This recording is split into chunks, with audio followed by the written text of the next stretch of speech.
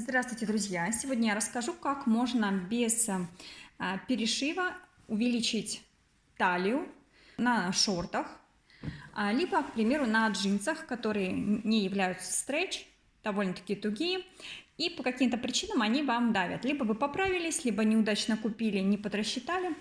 Я сначала подробно расскажу, как поступить с шортами, то есть с резинкой стретч, а затем коснусь вопроса джинсов, которые не тянутся. И чтобы не тратить время на перешив, можно банально растянуть. Резинка здесь очень плотная.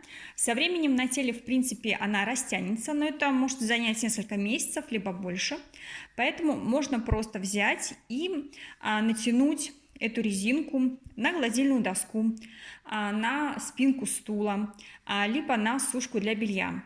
Время, которое вам понадобится для растяжки, безусловно, зависит от величины, насколько вы хотите растянуть. Можно, в принципе, увеличить даже талию до 6 сантиметров. Это довольно-таки много. Время выдержки зависит от жесткости резинки и также того, как долго вы будете держать вещь в растянутом состоянии. Лучший вариант – это сразу после стирки. В мокром состоянии вы натягиваете на спинку стула, на гладильную доску, либо вот как в моем случае. Либо, если вещь сухая, можно просто пульверизатором сбрызнуть ее, но желательно не только резинку, немножечко с запасом, чтобы ткань равномерно растягивалась. По мере растяжки смотрите, как вам вещь подходит, чтобы вы ее не перерастянули. И теперь коснемся непосредственно джинс. Здесь, конечно же, пояс жестковат, и сразу растянуть на спинке стула здесь у вас не получится. Поэтому можно приобрести специальную растяжку, пластиковую штанга с двумя лапками, которая сюда вставляется, и потихонечку вы можете длину растяжки увеличивать. То есть вначале, допустим, это будет 30-40 сантиметров, и дальше вы там по несколько сантиметров добавляете. Смотрите по своей ткани, и, соответственно, выдержка может быть от нескольких часов до нескольких дней.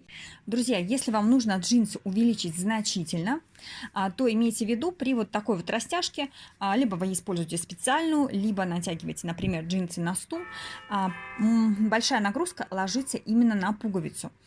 Чтобы она у вас не отвалилась, лучше всего взять, вот так вот наложить половинки друг на друга и с изнаночной стороны прошить, можно даже по периметру, для того, чтобы при растяжке вся нагрузка ложилась на вот этот шов, который вы сделаете. И затем, когда джинсы уже будут увеличены в размере, вы отпарываете, и пуговица у вас остается в отличном состоянии. Некоторые, конечно же, делают так: стирают вещь и в полумокром состоянии одевают на себя, ходят, и таким образом уже на теле вещь растягивается.